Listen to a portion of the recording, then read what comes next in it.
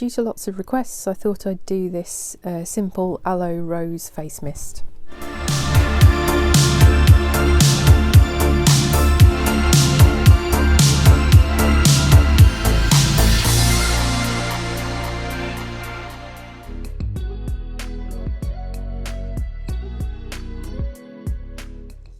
Okay, so here's the recipe and formula for a 100-gram batch. This is pretty simple, you can do it all in one beaker. So tare your scale and put in your 44 grams of distilled water. This is our solvent and the base for our formula. Then our rosewater hydrolay, 30 grams. This is for scent, hydrating, soothe the skin, improve skin appearance.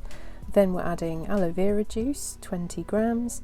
Hydrating, thought to improve skin appearance and is anti-inflammatory and packed with vitamins and antioxidants.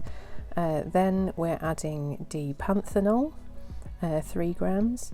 Hydrates the skin, prevents transepidermal water loss, is anti-inflammatory and helps to repair damaged skin. Then add your vegetable glycerin, this is your humectant. And then we need a preservative because this is a water-based formula, and I'm using preservative eco because it's water soluble, though do bear in mind it has a slight almondy scent. Then what we want to do is just stir that to completely combine it, give it a good stir for a while. If you want to replace any of these ingredients, you can. To make a face mist, you basically just need waters and then whatever actives or humectants that you'd like.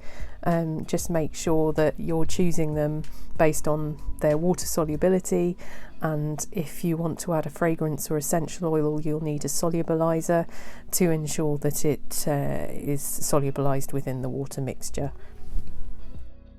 You could change up the hydrolays, you could add different extracts, whatever you want really, as long as obviously they go together and they have some benefit for the skin.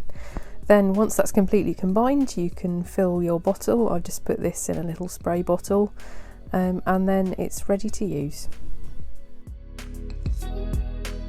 A bit of a quick one this, there's not much to it. You can be quite inventive with these, so just add whatever you like really. Just make sure you're researching your ingredients so that you know what they go with and what pH they're stable at, etc. I did take the pH of this and it was absolutely fine, but make sure you do that. I'll do another video on pH to show you how to do that effectively at a later date.